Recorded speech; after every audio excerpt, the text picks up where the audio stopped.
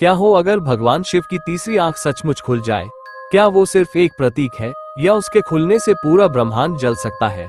मैं हूँ रुद्र और ये मेरी सच्ची कहानी है उस गुफा की जहाँ मैंने शिव की तीसरी आंख को देखा, और उसके बाद जो हुआ वो किसी तांडव से कम नहीं था।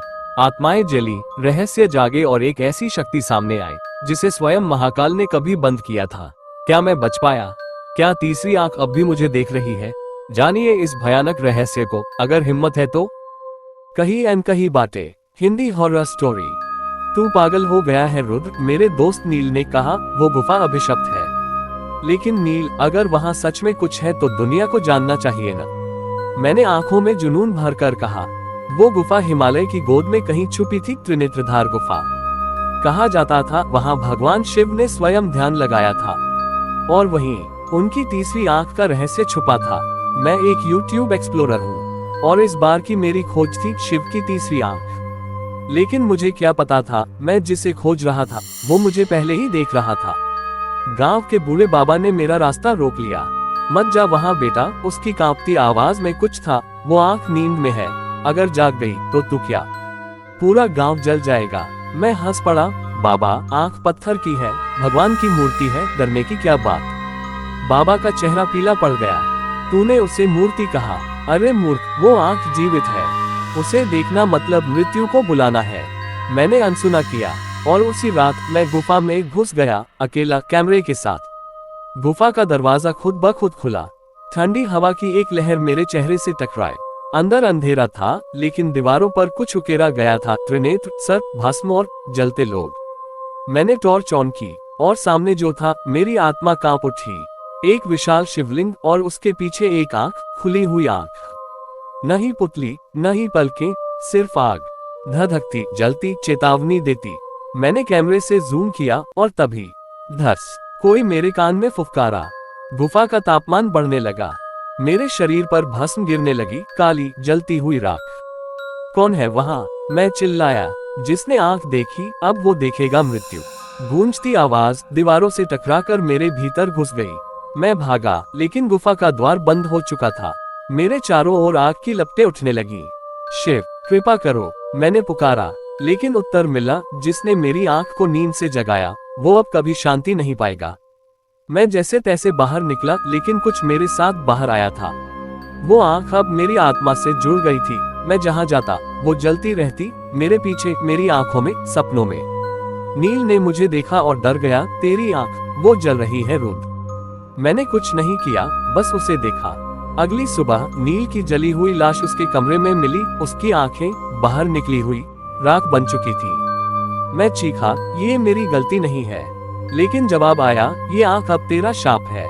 हर रात मेरा शरीर जलने लगता, जैसे कोई अंदर से आग लगा रहा हो। मैं डॉक्टर के पास गया। तुम्हारा शरीर भस्म की तरह जलता क्यों है? डॉक्टर ने मुझे पागल घोषित कर दिया।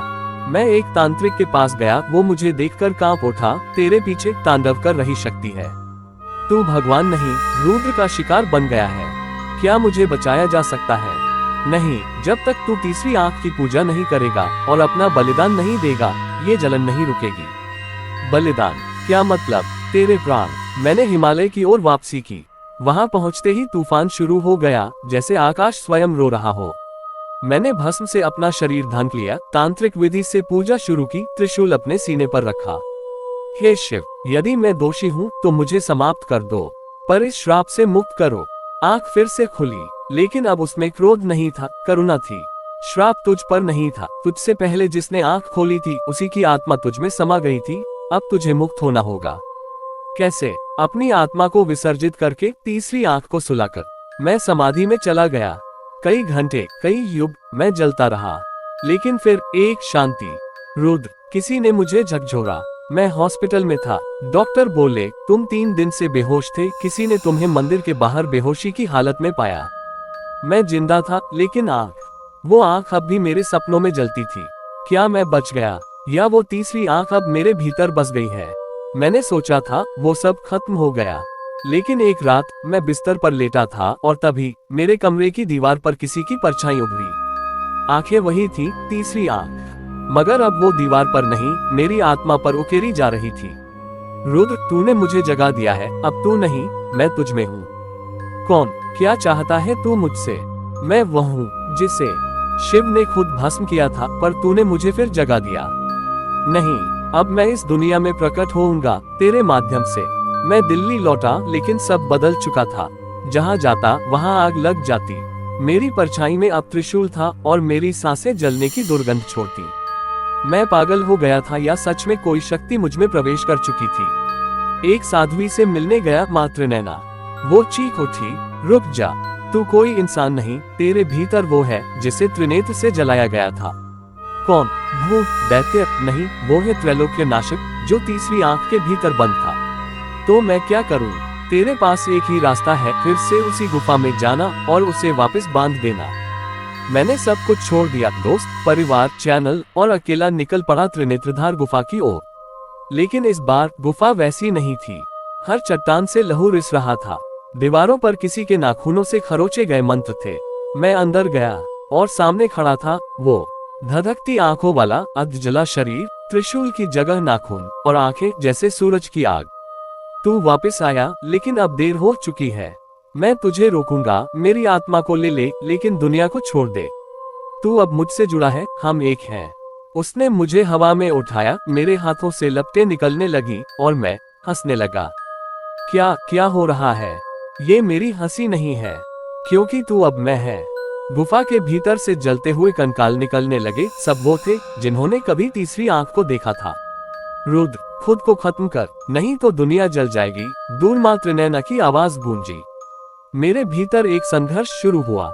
रुद्र बनाम रौद्र, मैं खुद को खत्म करूंगा, लेकिन तुझे साथ लेकर। मैंने जलती चट्टान से सिर टकराया और सब कुछ अंधेरा। आज भी हिमालय में एक गुफा है जहाँ से कभी कभी लपटें उठती हैं। लोग कहते हैं वहाँ कोई चीखता है, मैं रुद्र हूँ।